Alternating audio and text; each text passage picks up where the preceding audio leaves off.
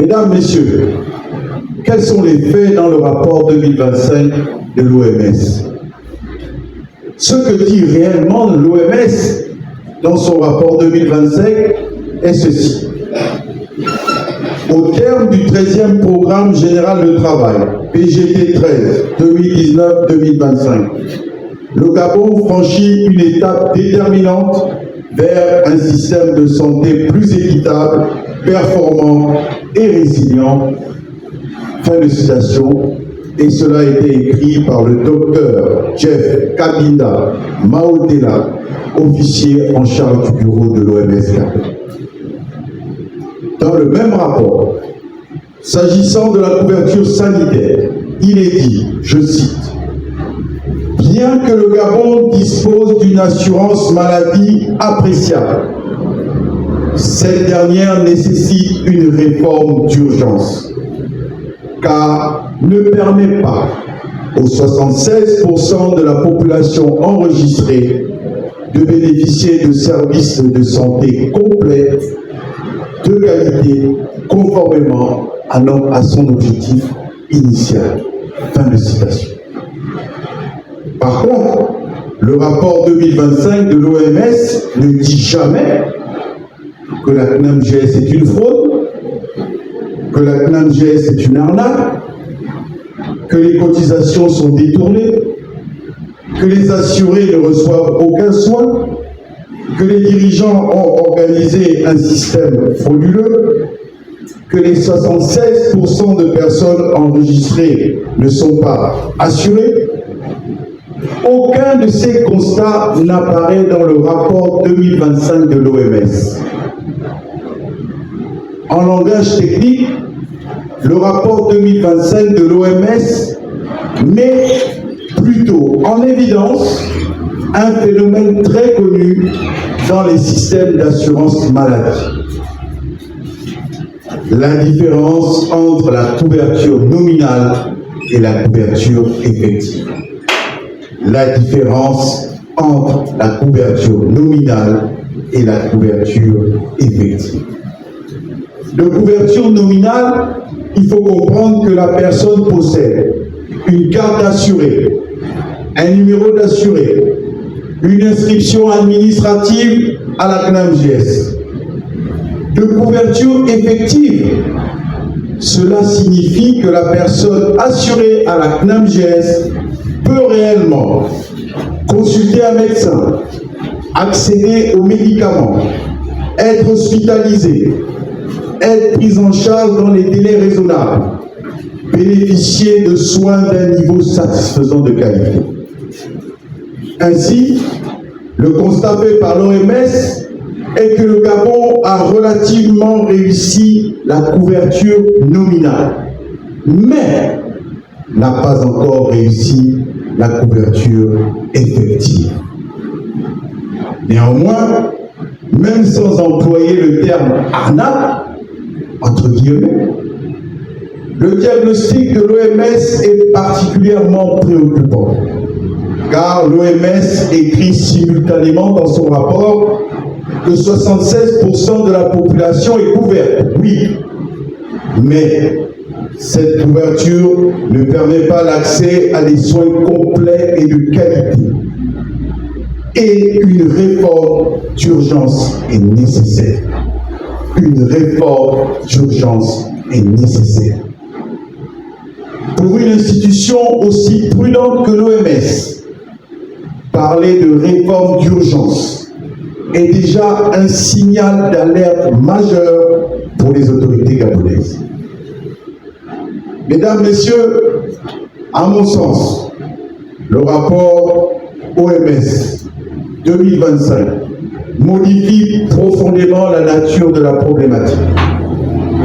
En effet, dans mon essai politique et social sur la lutte contre la pauvreté au Gabon, tome 1, ce qui est bon pour les Gabonais est bon pour le Gabon, la CNAMGS était présentée comme un système financièrement fragile nécessitant des améliorations. Après la lecture du rapport 2025 de l'OMS, ce diagnostic devient insuffisant. ce diagnostic devient insuffisant. Le véritable problème n'est pas seulement financier, administratif et organisationnel. Le problème principal est désormais l'écart entre la couverture médicale annoncée et la couverture médicale réellement vécue par les populations, qui entraîne une grande frustration des assurés, qui ont le sentiment que la couverture médicale de la CNAMGS ne marche pas. Cette situation fragilise progressivement la confiance des populations dans le système de solidarité nationale. Elle alimente également un phénomène particulièrement préoccupant, le développement d'un sentiment de protection incomplète, alors même que les ressources publiques consacrées à l'assurance maladie universelle demeurent importantes. Quid de la nouvelle orientation stratégique? À mon humble avis, je recommande de compléter à la logique actuelle, de étendre la couverture médicale avec la garantie de la couverture médicale effective.